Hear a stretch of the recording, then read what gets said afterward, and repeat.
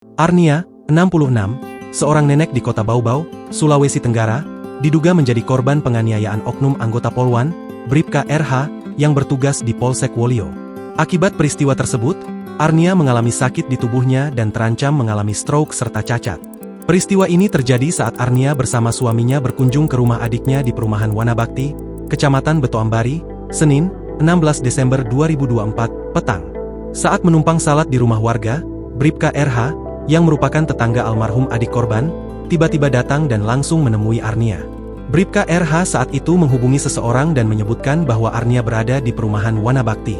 Menurut Arnia, Bribka RH kemudian mengamuk, memelintir tangannya, dan berusaha memukulnya.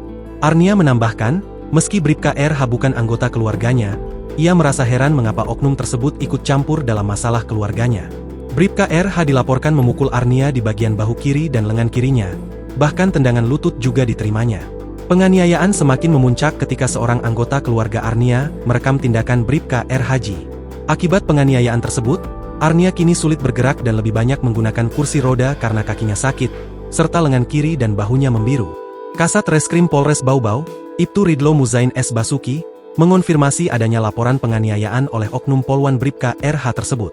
Ia menjelaskan, korban sudah dipanggil untuk diperiksa, namun belum bisa dilakukan karena masih sakit. Rencananya, pemeriksaan akan dilakukan di rumah korban.